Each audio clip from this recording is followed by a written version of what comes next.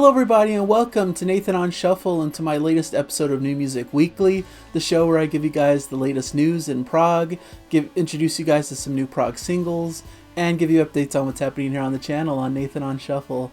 Welcome, everybody. I know it's been a few weeks since I did my last New Music Weekly.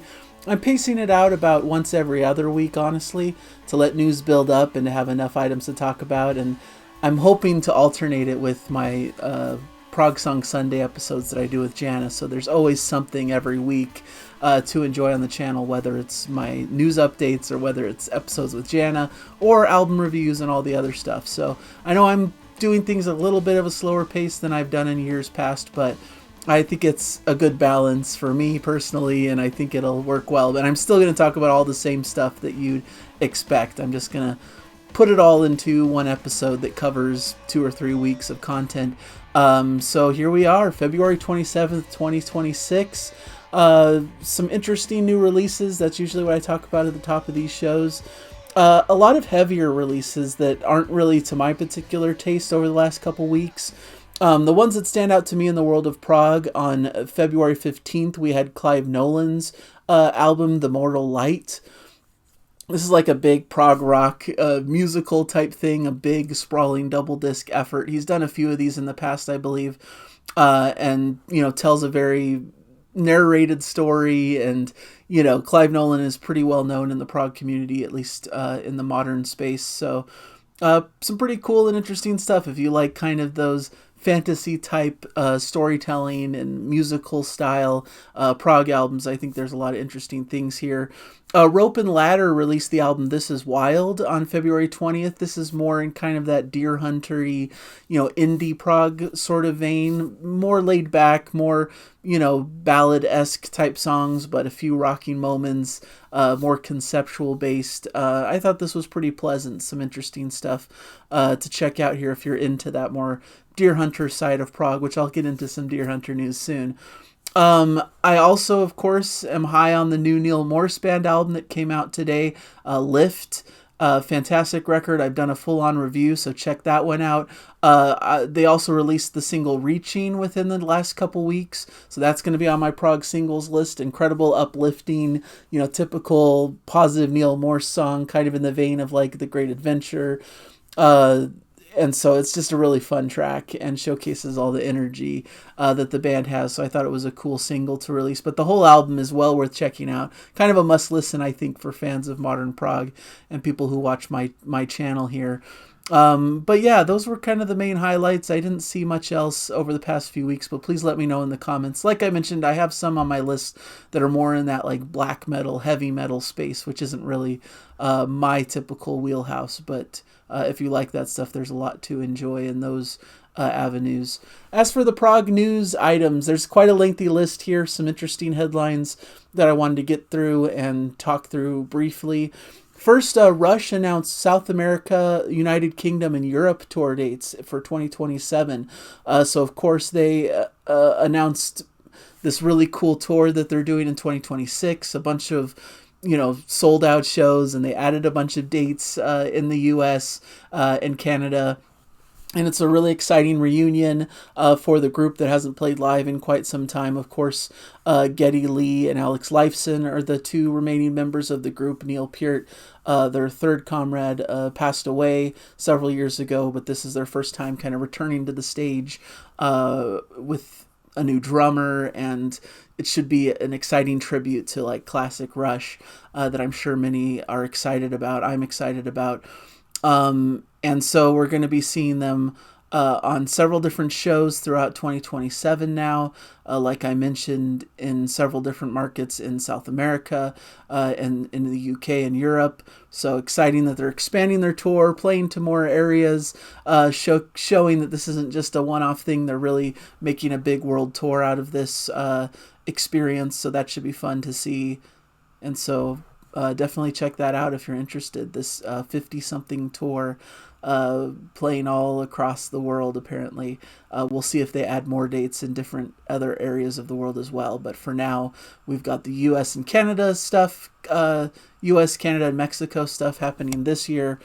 And then next year, venturing into South America, UK, and Europe should be quite exciting to see these just incredible musicians, all stars of the genre, playing still. I'm really excited. Second, I wanted to mention Steven Wilson's new online high-res audio platform, Headphone Dust. This is his new platform to release stuff from his solo catalog in premium audio formats, offering high-resolution downloads alongside 5.1 surround and Dolby Atmos / spatial audio mixes, giving long-term access to Wilson's immersive productions. So Wilson's not only known for his music, for his stuff with Porcupine Tree and solo albums, but also for his mixing in 5.1 surround and Dolby Atmos and all of those immersive mixes that he does. And so he's giving a platform to release digital versions of his own music in these sorts of surround sound mixes and stuff. Should be really cool. I'm a big fan of that kind of stuff. He's also, of course, mixed albums in Atmos and 5.1 for various different classic bands, Gentle Giant, Jethro Tull, King Crimson. He's done stuff for Rush. He's just done it all. So an incredible mixer as well as musician, so he just has the ear for this kind of stuff.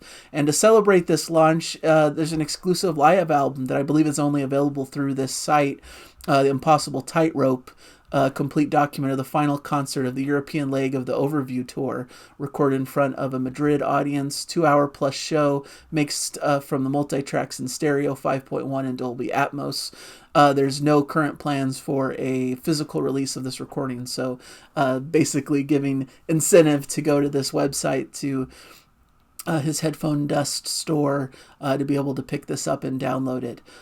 So I thought that was cool news, kind of fun that he's in this space, and I think there's I know a lot of people who watch my channel are probably more into the physical media stuff, which I love as well, but it's cool to have other options of downloaded mixes when there isn't a way to get this in a physical form. So I also saw news from Steven Wilson that he's working on his new record, so a little bit of an update that he's almost finished actually with his new record. He talked about in an interview, and he said that it's a very strange record, a complete opposite to the Overview, which was very lush, a very big record, and also about a very large subject matter. This is a much more insular record. It's still very conceptual, still very experimental, and the pieces, well, it feels like another single piece of music to me in that sense, but much more angular and experimental in a way that I'm very excited about. So it looks like he's doing a different sort of record, but also still experimental and conceptual and still in his wheelhouse, I'm assuming so. He's also doing some live dates in 2026, 2 nights at London's prestigious Royal Albert Hall on October 28th and 29th. Those are his only live dates for this year. I believe, of course, seems the main focus is working on this new album that he's hoping to release sometime later this year, it sounds like. So I'm always excited for new Steven Wilson stuff. He's one of my favorite all-time artists, and I'm probably higher on his more recent output than a lot of people, but I love everything he does. I think he's just an extremely creative, brilliant musician, has a great mind for this stuff, and really excited to see what comes down the pipeline from Steven Wilson. More tour date announcements. John Anderson and the Band Geeks announced UK and Sweden tour dates to expand their tour as well, consisting of 7 UK shows and 2 shows in Sweden. This is their first tour, I think, outside of the US, so that's exciting. All tickets are already on sale. It looks like went on sale last week. So not a ton of shows, but some exciting news for fans of John Anderson in the UK and in Sweden. So wonderful project. Love their album True, which was an excellent post-Yes project from John Anderson, and one of the best Yes-related material that's come out from the band members for quite some time. Sounds like John Anderson is also working on a follow-up release to that, which some rumors have said may come out this year as well, so that should be exciting. But I'm sure they'll be playing lots of Yes material on this tour. And yeah, can't miss the Prog artist going out live. This is exciting news for me. The next item is about the Deer Hunter. They've revealed details on their new album, Sunya, along with their first single from the album. The new album, Sunya, is going to be available for purchase and shipping as of March 20th. So that's the big date for the release of this record. And it continues in the same universe as Antimai, which was their previous album in 2022. My personal favorite album of that year. I'm an absolute huge fan of the Deer Hunter. I think they're one of the most exciting modern bands, and really excited about this universe. I'm kind of, I love the Axe albums. That's really where they got their notoriety from. Excellent concept records that are must listens, especially like Axe 4 and 5 are just practically flawless records in that vein. They do different genres, but they tell this cohesive story. And I thought it was exciting where Antimai was set in a whole new universe, and it sounded very sonically different. It added kind of more of a jazzier, funkier element that wasn't as present on the Axe album. So I love that he's kind of created a new musical palette for this new story that he's crafting. And Sunya, based on the first single, which is fantastic, seems to be continuing in this vein musically as what Antimai put down. So the track is called The Glass Desert 1 Giants. And there's a lyric video. Of course, that'll be in my Prog singles list linked in the description. Hopefully the correct link is in the description. I know last episode I put the wrong link in and it was to the old Prog singles list, but it should be new and refreshed in this new description here. So really excited for new Deer Hunter. Certainly we'll be covering that album on the channel. I'm quite excited to get to hear it. So it's a fairly short album. I believe it's a 42-minute record. Wish it was a little bit longer just because I always crave more music, but I think this has the potential to be a really solid disc and a really great album, in contention for one of the best albums of the year, I'm sure, if it's up to their same quality that they're known for. Some other items of news here. Tool is hoping to release a new album and put on a residency at Las Vegas Sphere in 2027. I thought that was interesting. Drummer Danny Carey talked about this in an interview that he did recently. That they're working on a lot of new Tool songs now, hopefully for release in 2027. So they're famous for taking long stretches of time in between albums. Fear Inoculum came out after a long anticipated wait. So it's kind of exciting that they're looking at new music, but of course you always have to take news of new Tool music with a little bit of a grain of salt. And it's cool that they're looking to play at the Sphere. Las Vegas Sphere is a exciting venue, really immersive, just surrounded by, so many interesting visuals and stuff. It seems like they've already hosted several bands. I know U2 has done a lot of concerts there. It seems like Fish and the Backstreet Boys and different groups have also played there. So it could be cool if Tool is going to do a show there. Might be worth checking out. Kind of an interesting production that goes into shows in that area. So I just thought it was exciting. Some new Tool news if you're into the band Tool. Marillion is also giving some updates on the progress of their upcoming record, the follow-up to 2022's An Hour Before It's Dark. Seems like their writing process is going well. They're going to be doing some rehearsals soon for their performance on Cruise to the Edge that's coming up. I believe Cruise to the Edge is only in a week or two. Me and Jana aren't going this time. We've gone the last 2 years, but taking a break this year from the cruise. But exciting that there's a lot of activity there. And yeah, it seems like the band's really excited about their upcoming record, and that it's going to be something really cool. So hopefully that'll be coming out in sometime in the near future as well. And they also recently announced a deluxe edition of 1999's Marillion.com that's coming out on CD and vinyl in June. So some different movement in the Marillion camp that I wanted to update on. And it should be a good year for Marillion and Marillion fans, of course. I just heard today that Elder is coming out with a new album called Through Zero. This is going to be coming out on later May, I believe. I'm trying to find the date here.